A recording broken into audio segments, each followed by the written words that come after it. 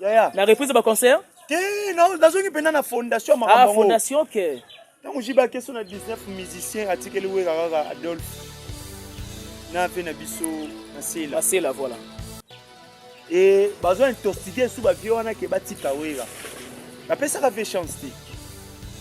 Titanic go salema na poto. Wera son na sala album na ndiayi. To ebine Titanic une intervention rapide des en termes de qualité en musique et tout. Mais via deux ça les braté. Et là bateau va penser que ba kenda déjà ba coma. Via les kabango. OK. Via à l'état bango.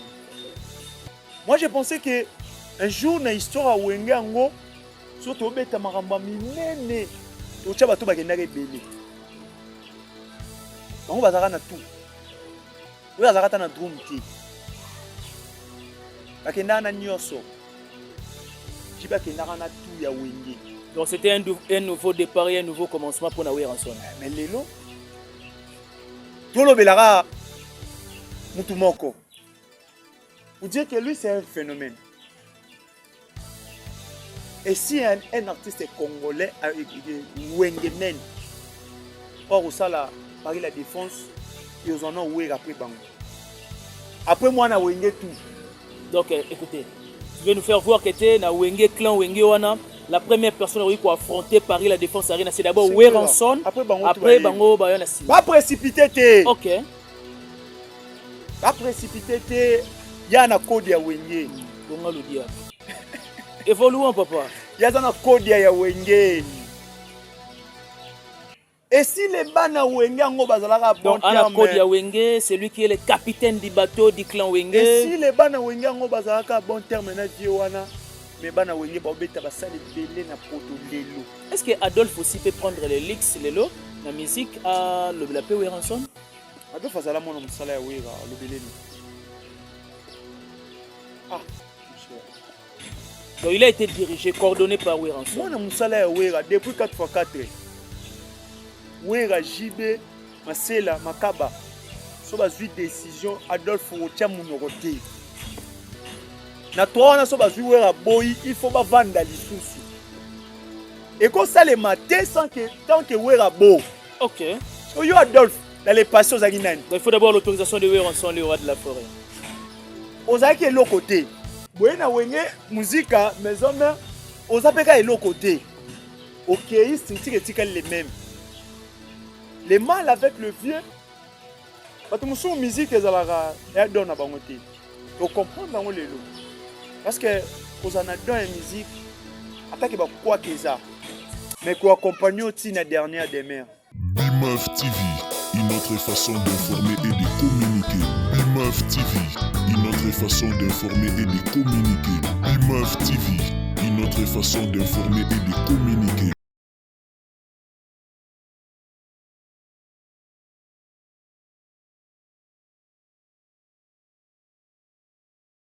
Et voilà, merci de la confiance renouvelée à tous nos abonnés. En tout cas, vous le faites tellement bien de pouvoir nous accompagner au partage de nos émissions, mais aussi de commenter quand bien même il s'agit. Merveille à tous nos abonnés et à celui ou celle qui s'est jamais abonné sur BIMAF Télévision. Profitez de l'occasion de s'abonner et puis de nous laisser un commentaire. Dans la prochaine émission, tu auras une dédicace spéciale. Merci encore une fois de plus. À celle qu'on appelle Maman Marie-Pauline, ma conseillère depuis Paris. Et merci à celui qu'on appelle le couple par excellence, Dekintona et Mère Alia. Encore une fois de plus, bonne année à vous, meilleur V. Que l'année 2026 soit une année de prospérité à tous égards. Merci à celui qu'on appelle Alphonse Massakuba et Mère Patience Massakuba. Mon vieux Miguelito Kumbe Mvouiti à Amour Kitoto. Et merci à Mère Chantal et Boza, merci à Mère Juliette Mpoko et Mère Véronique Mpoko. Serrez bel et bien vos ceintures parce que dans cette émission, il y aura à boire et à manger. Voilà pourquoi la main sur le cœur, nous vous demandons de pouvoir nous aider à partager nos émissions. Salut et bienvenue. Encore une fois de plus, c'est l'émission L'essence des idées. Ici, nous émettons les idées, nous partageons les idées, nous échangeons les idées. Avec cet invité de marque, nous allons parler de pas mal de sujets au cœur de bilan des artistes et musiciens congolais et pourquoi pas de parler aussi, bien entendu, des actualités où ils ont déjà au début de cette année civile 2026. Merci à toi, JMK, derrière la caméra et du côté réalisation. Et mon invité, bel et bien déjà, à ma droite, il s'agit de Max Ngunda qui j'ai dit bonjour à toi et puis bonne année. Bonjour Ben Mavembo, bonne année na ba abonné nyonso ya Bimaf Télévision, ba abonné à Max Congo News. Bande ko nyonso ba pesa rabiso force, ba o batala rabiso. Vraiment tozana bango de cœur ndeka tolobaka et puis année ya sika makambo sika yo yebi. Voilà. L'objectif est ça les mêmes, to continuer car c'est le même objectif mais la manière de faire ton équipe est un peu pour changer. Et voilà, Ben Mavembo, on est là. Santé, ça va de l'entrée de jeu? Ouais, santé vraiment ça va. Et voilà, merci aussi également à celle qu'on appelle, disons, Mère Ale Kaspara Linda depuis les États-Unis. Sans oublier Dorcas Diambote, meilleur vœu à toi, bonne année. Je suis sûr et certain qu'il y a Sima Mikolo. Te remonte avec plaisir. Encore une fois de bonne année, pardon vraiment. Oui, sans aucun problème. J'avais un JD Kumalota, les pétroliers de Dallas, n'a pas chez Bambote, grand frère. Bambote na yo Max Ngunda linga hotel mama kasi na pesi mbote na PV ya petit na ima yo star ba mayo. Mama Césarine Tumba yo yangwana na bosanité vena ngai Raman Kota papa Pal Sekam Bambote na yo. Bambote aussi également et puis ma meilleure V à celle qu'on appelle Irène Mambweni depuis quelque part. On est ensemble, continue toujours de faire de la manière dont tu es en train de jouer sur Bimaf Télévision. Au Capena Max Congo News. Toutefois, ça nous fera énormément plaisir. De l'entrée de jeu, il est vrai que déjà avec l'artiste Fally Ipupa, le 1er janvier 2026, le 2 janvier 2026, a proposé déjà de merveilles du côté Côte d'Ivoire, double date. Ouais, double date. Il faut souligner que le 31 pas Betaki na Bamako, na Mali. Non, c'était le 30, oui. Voilà, entre le 29 ou le 30, voilà. Voilà. Donc, Fally Ipupa, c'est quelqu'un où chaque année, tu es bien, il y a année à musique ya Congo. Il est des rares artistes où ils ont chaque année à 3-4 concerts. Tout ce qui coûte dans la saison 2023-2024, tant que tu as eu Arena, à de 24 au 2 décembre. 8 jours d'affilée. Ouais, du 24 décembre à côté le 2 janvier. Voilà. Mais à Soustara, en Côte d'Ivoire. Donc, à Tamboli, au Sénégal, à Tamboli, au Mali, au Burkina Faso, au Kenya et tout. Donc, à Betty, le lobby a un concert en Mali. Il nous a habitués à prester bongo. Et comme on a Sofitel Hotel Lelo, Oyo, beaucoup des artistes congolais, Lelo, on a une capacité à remplir ça. Sofitel Hotel. Il fallait mettre un double. Un guichet fermé. Les artistes congolais sont en défi au tel concert congolais na Salouana au Monaki. Ils ont du mal à côte sabato. Je me rappelle Salouana et Salou Elia Ferry. Sofitel. C'est difficile de chanter lorsque les gens sont assis. Ils ont un Sofitel. Ok. Mais Sofitel ou un Lelo, fallait à la capacité à obéir en mi-balé. Les amants Kabantembo, ils sont communicables, ils sont consommables. Mais faire, on n'a pas faire ou bien pour le. Non, mais pour la faire parce que tu as fait allusion à faire que Salouana et Sofitel et Nyongae. Il est moins consommé dans Libanda Congo. Réalité, c'est un réalité qu'aujourd'hui, Fally Ipupa, on est comme ma deuxième nationalité. Mboka na bango. Fally soit qui na Bamako, yo mo nende ba yamba ki na Bamako. Ba opesi ba drapeau, ba opesi na ba Varese équipe nationale ya Bamako. Fally soit qui na Côte d'Ivoire, tout le monde rende ba yamba na Côte d'Ivoire. Donc, on a facilité au yebisa ba ivoirien, to kutana au moins une semaine. Pour les acheter. C'est très rare. Au moins, on a concert, il a fallu quelque part en Afrique, ils ont annulé pour manque d'achat à billets. Ok, bien. C'est très rare. Mais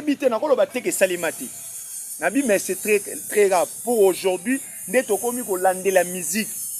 Tout le monde a noté.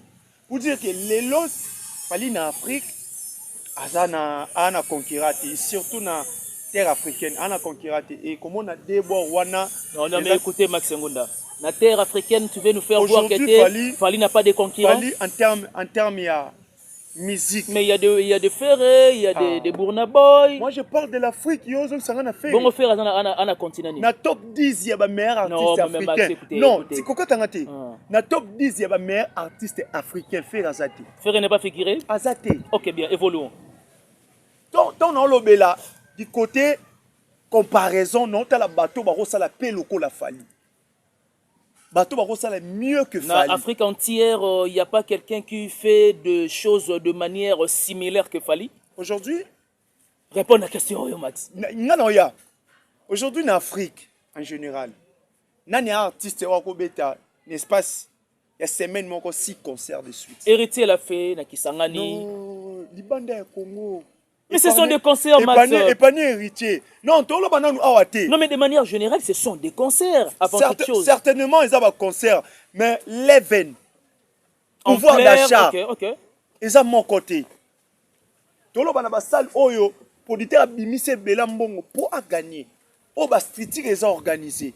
Les lots en Afrique, ils ont un artiste mon côté à 6 concerts de suite, 4 concerts de suite, 5.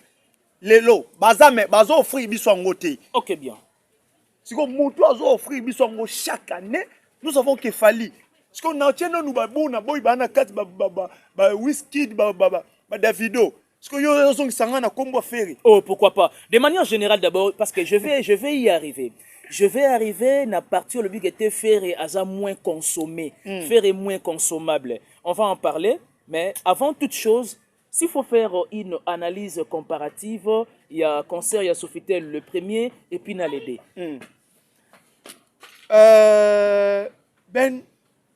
Donc ce que Fali a donné aux amoureux de la bonne musique, aux warriors de Côte d'Ivoire, le premier Nalédé na Sofitel.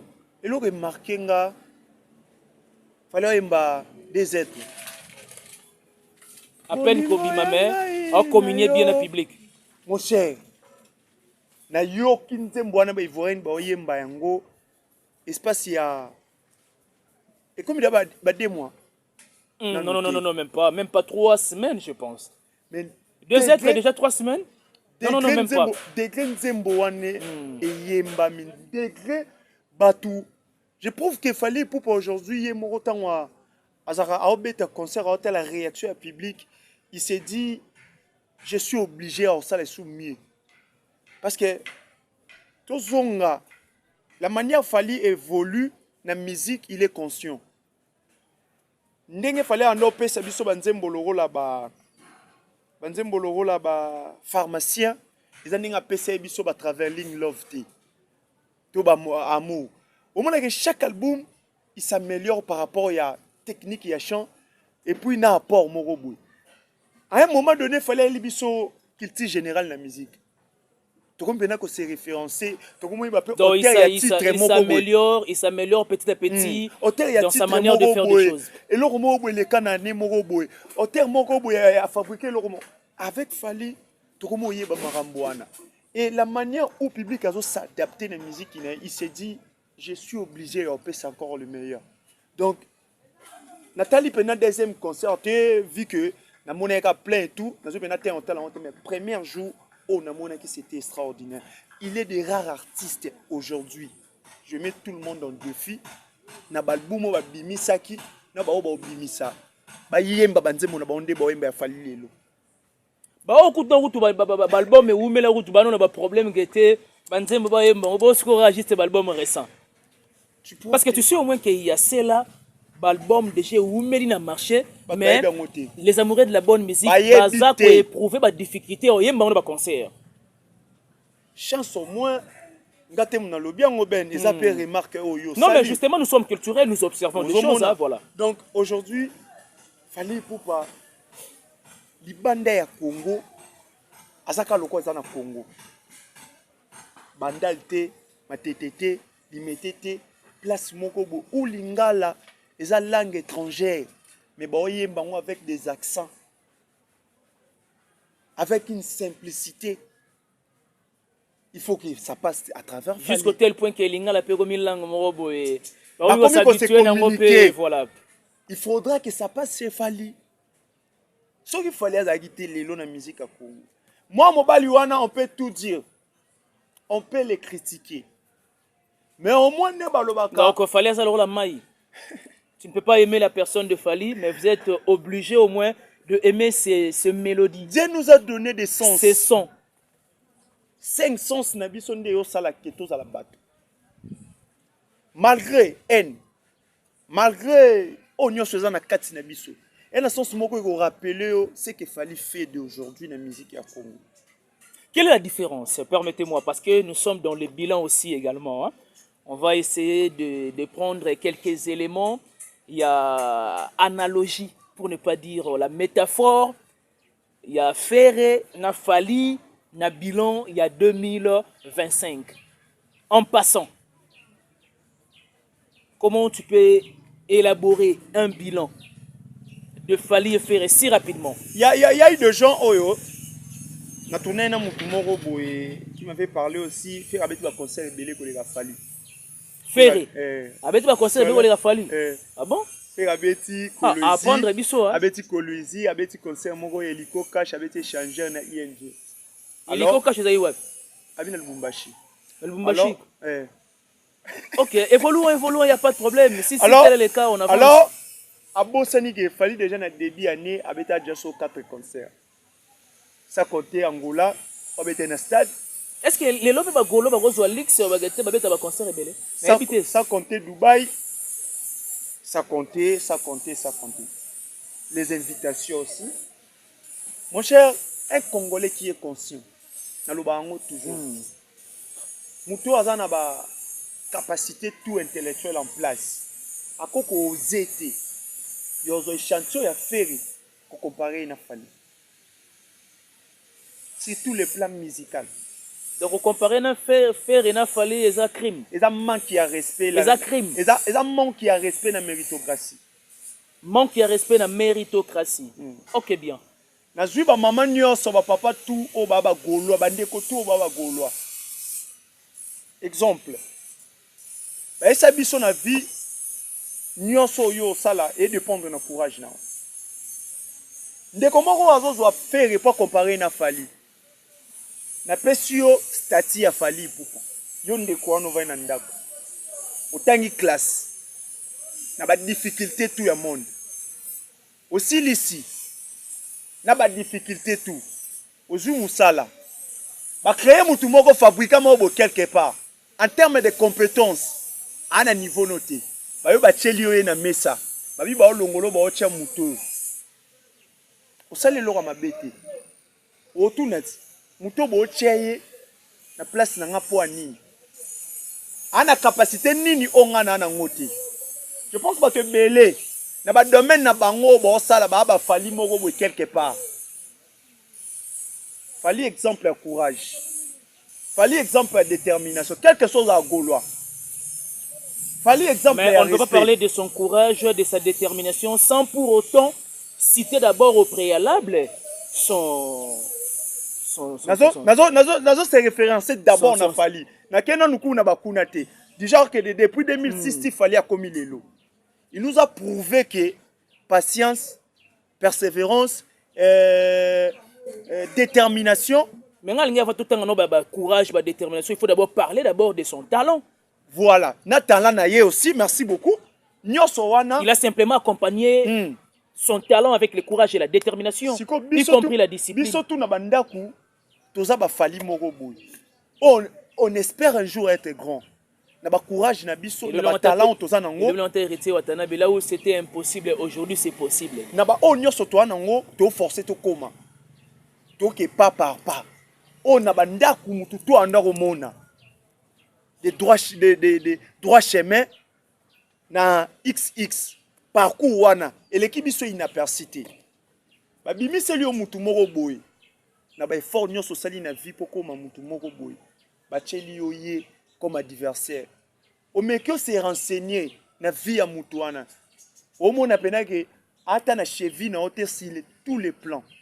Je pense que même aux à la Gaulois. Faire n'est pas au niveau de Fali na aspect ninité.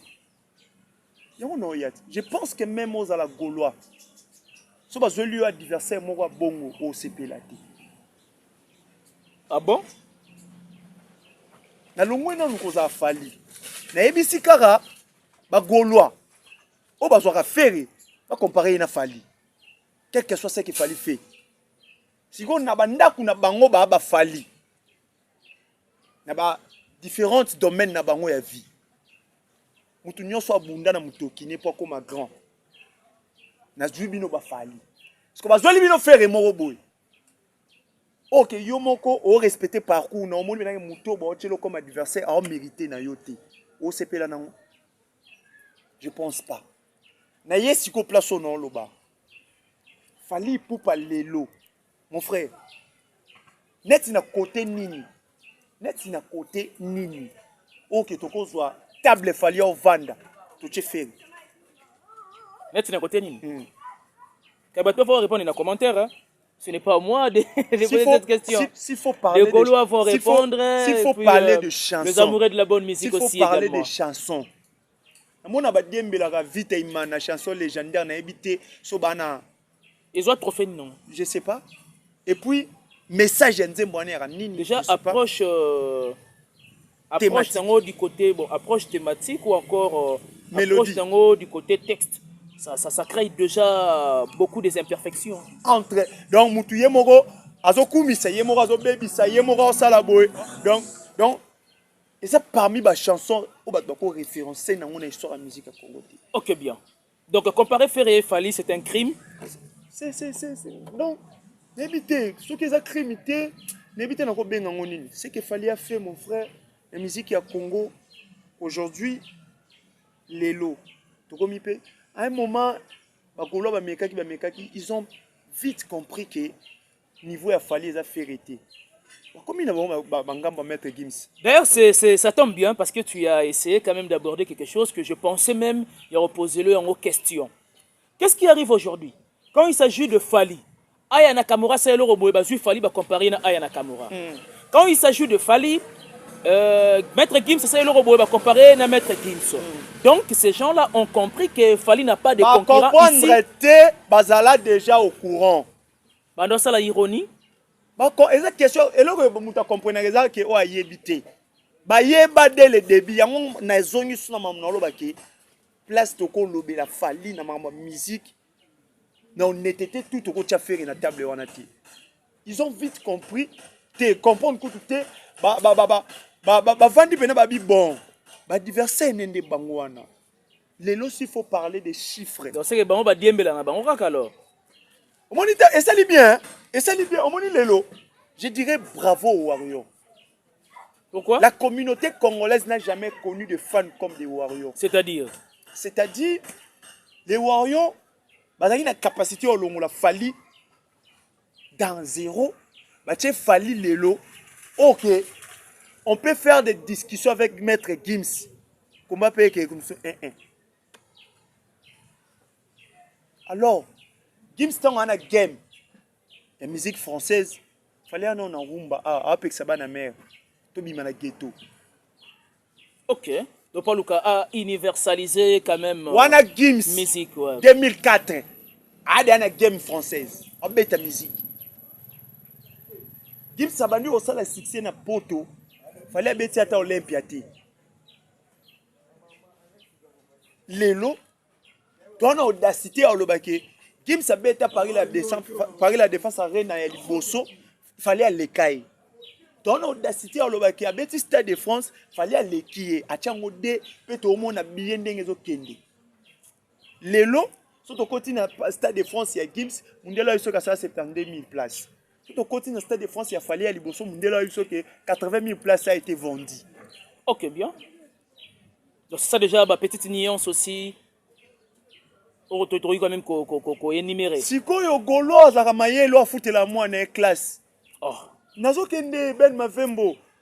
Golo oyebi mu parent abimisaka mbongo afute mwana classe. C'est que bi important si ya classe na vie ya mutu. Ben. OK bien. Parent wana golo ape abimisaka mbongo atinda mwana kende classe. Akozo mutu oyo oningisa ba arena. Mutu a bêti Stade de France a comparé na Ferry. En termes, na ozo Gims, azwa ke Ferry a mekotia Ferry place Gims aza. Yemoko omone ke to bandela wapi. To loba nini. faire déclasser fali yaka. Ok. Yo za au moins na makambo toko lobela. Tellement yo torturé biso, ceux qui to bito zo games, to retient au moins na yo. S'il faut parler de disque d'or ou anango, s'il faut parler de platine ou anango, s'il faut parler de single platine ou d'or ou anango. Au moins yo match na game c'est ko kendata 9 à 3. Faire un match aux allez annihiler. Les exploits d'aujourd'hui de Fali, ils ont fait un rêve, il y a énormément de musique dans la musique. Ils ont un rêve, il y a un rêve, il y a musicien tout. Ils ont un rêve, il y a musicien tout. Malheureusement pour les musiciens congolais, ils ont Fali comme modèle. Ils ont Fali comme modèle. Mais par contre, ils vont combattre les sous. Ok, bien. Si vous avez un garçon qui a un modèle, je pense que Internet c'est un exemple. Toi, analyse moko réfléchi, analyse moko. Fallait bêter qui y a na prochaine héritier pas bêta, après héritier ferré, après pourquoi? Parce que c'est référencé du côté positif ya mutu et ça là que mutu na mutu a amélioré. Mais contrairement à l'artiste congolais lelo, ça fallait ça bien. Bango ba olek sa batuke ya olek sa nini. Est-ce que Werenson peut affronter Paris La Défense Arena après le succès fou de ces deux concerts précédents? On peut bien beau parler de Arena Grand Paris, Adidas Arena, et puis on peut viser maintenant Paris La Défense Arena avec Werenson, le roi de la forêt. Les capitaines du bateau des clans Wenge. Werenson. De la forêt. De la forêt. Ouais, certainement. De la jungle, le notamment Sananga Morobe, Franck Bouko, que je salue à passant. Certainement, Werenson n'a rien à prouver les lots de la musique au Congo. Nous allons fier na Vioana. Il faut tout comprendre que Vetan Maramango et Banda va passer chance. Ok. Tant pena Makambango et Banda. Autant que Bikete Maramango et Banda va passer Werenson chance Teneloni. Ya. La reprise de concert? Non, dans une pena na fondation Maramango. Ah, fondation, ok. Tant j'ai baqué sur 19 musiciens article Werara Adolphe. Na Venabiso Masela. Masela, voilà. Et besoin intoxiquer sous la violence qui bâti Kawera. La personne a fait chance. Titanic ego salé mana poto. Werenson a aussi l'album Nandiaï. Tout est bien Titanic une intervention rapide des alarmes en termes de qualité en musique et tout. Mais via deux ça les bratés.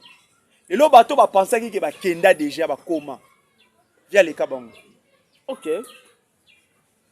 Via les kabango. Moi je pensais que un jour na histoire à Wengango, surtout beta maramba minene, to cha bato bakenda rebele. Bango bazaka na tout. Oui bazaka na drum ti. Bakenda na nyoso. Jiba kenda na tout ya Wenge. Donc c'était un nouveau départ et un nouveau commencement pour Werenson. Mais lelo tolo belara mutu moko. Pour dire que lui c'est un phénomène. Et si un artiste congolais, Wengemen, or au sala Paris La Défense, ils en ont oué après Bango. Après moi, on a Wenge tout. Donc écoutez, tu veux nous faire voir que tu es dans Wenge clan Wenge Wana. La première personne qui a affronté Paris La Défense Arena, c'est d'abord Werenson. Après Bango, Bayona Sima. Va précipiter. Ok. Va précipiter. Il y a un code à Wenge. Bon, le diable. Évoluons, papa. Il y a un code à Wenge.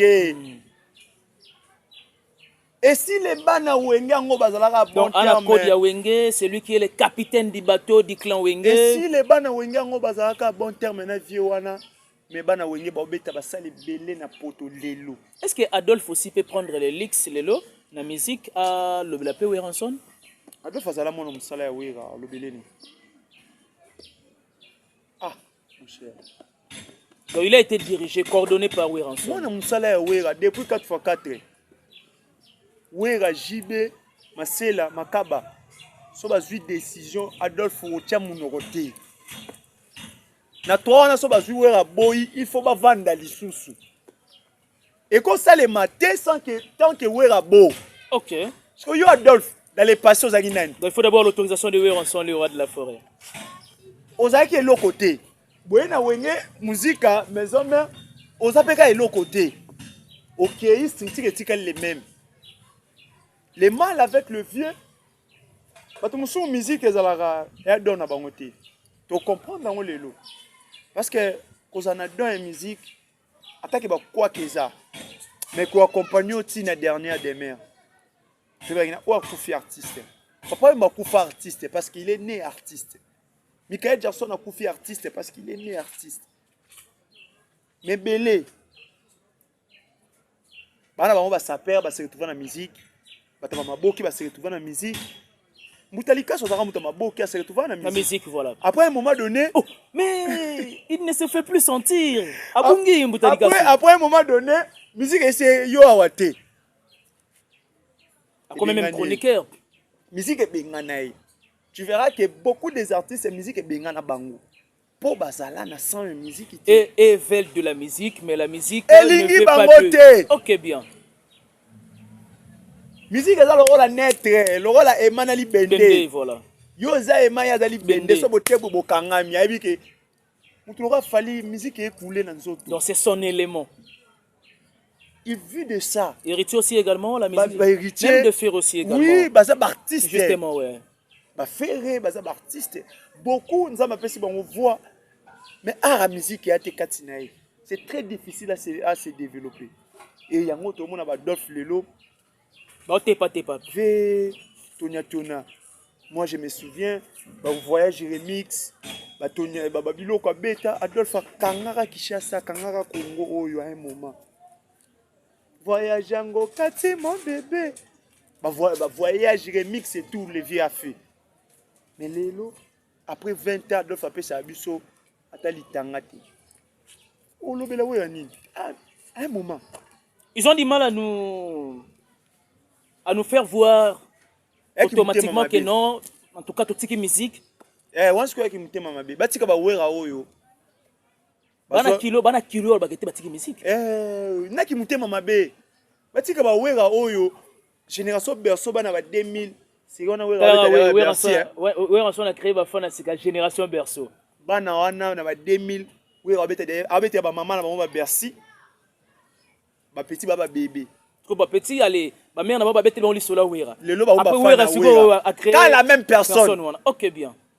Oyo Adolphe a sala raté. Oh, a la capacité au salati. A commencé à y Spiritas, Warrior. Non, il n'y a pas de position. Nage Adolphe. Il n'a pas de position. Nage Adolphe. Batika vieux a servi nation. En passant, Héritier Watanabe a un bilan quand même exceptionnel. Un bilan louable aussi également. Ouais, Héritier Watanabe, tu as qui ba orchestre Lelo, ba orchestre et tout. Il faut tout le monde qui rentabilité zozala. Très bien. Héritier est rentable. Lelo, depuis 2025, depuis janvier, à Banet Jana, concert à Baïton, à Beteki, concert est belé. Mais Kishasa, il est le seul artiste où à se produire trop. Nana fait un amour à la kermesse. Au Yéga, ceux qui 23h, au Bimi, 4h, au encaissé moins 15 000 balles. Ok, bien. Nana kermesse, moi, Richard, il a besoin de cacher 15 000 balles. 15 000 est mouki. On a kermesse. Parce que 15 000 wana, combien des artistes ont automatisé 100, 200 et tout. Mais il y a 8 na Kishasa. Ba conseil ya Libanda ya Congo. Ba conseil ya ba province. Lelo, pour parler de Fali na niveau commis, Fali pas ando beta ba fikini. Vie eza étape par étape. Les biens avec héritier azo brûler ba étape. Ok, donc progressivement. Faire azonga. Est-ce que, bon, écoutez, une parenthèse, hein, 2026, tout c'est là-bas, agenda, il y a l'artiste Belé. On sait bien qu'avec Héritier, en tout cas, il n'y a pas à douter. Chaque année, Héritier, après la reprise des concerts, Azobeta va concert à Minen et Napoto. Est-ce qu'on peut espérer cette année civile 2026 qu'Héritier beta ING Arena? C'est possible. Là-bas, Spiritas. Et puis les amoureux de la bonne musique. Hein? Oui, c'est très possible. Aujourd'hui, Héritier a moins traité. Héritier Watanabe a s'imposé na place Oyo. On l'a appelé ça chance. Voilà. Tant qu'on a bimisa la team en 2015, Fabregas de bimisa qui Congo yo. Ba Didier Lacoste bazaki na banzembo, ba kabose na hiérarchie ya musique normalement il tient en sous 10e. Pour ba mbiaka ba bima déjà depuis 2006. Donc il a fallu attendre quoi. Mais aïe, dans peu de temps pour son atofanda à s'imposer peu. Lelo il tient obeta basala minene koleka Fabregas, koleka Lacoste, koleka kabose. Mais Fabregas est en préparation des Zénith de Paris. Hein. Même si Abeti Zénith, des salons héritiers Abeti les qui ont gagné en minine. Et aujourd'hui, Zénith, je pense que 4500. 4000, oui, voilà. Il y a toujours moins de 5000. Voilà. Donc, héritier, c'est sous le niveau où on a été, il y a des abous. Alors, on a un Makambongo. Fabregas peut parler à Adidas Arena. Ou c'est qui, hein? Obangeli Fabregas. Pourquoi pas? Ako. Certainement, on parle du futur. Même Héritier aussi également, il doit aussi affronter quand même Adidas Arena aussi. Voilà. Wata, année oyo tozo kota, aibisi ba spiritas tout na page nae. Baza calme. Baza de après. Donc du lourd arrive. Donc bo kana mongo bobo mbaka de moi 500 mo boye o ezangelo ko sale saka mupanzi. Pour Badat Zoya. Badat Zoya, en tout cas, nous sommes impatients des artistes qui vont bientôt d'ailleurs publier leur calendrier de l'année civile 2026. Massacre na massacre. Fali Double Stade de France. Soko Katani na 2026 to lobelo souté. Moninde to aboy. Place fallait à Tiki 2026. Oh, mais yo kate, place fallait à Tiki 2026. Et ça m'a bé. Donc batuto boya, faut pas mettre un peu koningisa. So ba sali ba vanti mon cher, na ba analyse musicale. To emballer l'artiste musicien. To bois qui bon. Et voilà, c'était bel et bien Max Ngunda. Tout est bien qui finit bien. Merci à les conseillers Hilaire Midaille depuis London. Et merci aussi également à celle qu'on appelle la noblesse oblige Mavembo futur médecin. La grande sœur de Johanna Gladines Mavembo de Bensi Bazonga Estrella Mavembo et Nirvana Mavembo. Merci à Roni Mikeli. Ah, Roni yo na habité. Koza madesu makasite pardon. Max Ngunda, nous sommes pratiquement à la fin. Qu'est-ce que les gens peuvent retenir de toi? Mon vieux René Mania Motomoko, très bien. Je vous salue, bonne année. On est ensemble. Voilà, merci beaucoup na bato balandi biso oh bakoki ko retenir ezaka tozoya na analyse réfléchie na fingité. Bon en aucun jour bozelaka nga boyoka ke Max ofinga. Non, c'est une question de fait hein. Mais toloba kaka o. Peut-être ma solo ba fait réel. Voilà. Faut pas me souper ka fait réel maroya pe moni wana PD.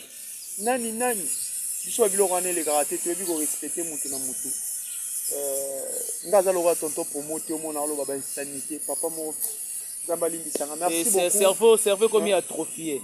Merci beaucoup na bato balandaka biso ndeko o ko mona émission na biso soko kutai nango vous connecter ou partager et surtout et on sala biso bien aussi commentaire suggestion et on sala très bien merci beaucoup Ben. Plaisir partagé. Merci à toi JMK derrière la caméra. Quant à moi, je vous laisse entre les mains de la régie. D'ici là, portez-vous bien. On se retrouve au prochain numéro. Abonnez-vous massivement sur BIMAF Télévision. Laissez-nous vos commentaires, vos suggestions aussi également. C'est la seule motivation que nous attendons de vous. Encore une fois de plus, bonne année et merveille à tous les abonnés de BIMAF Télévision. Et puis, on veut réellement que cette année, tout le même à Tati, na 5 000, 10 000, ça nous fera énormément plaisir. Bye bye.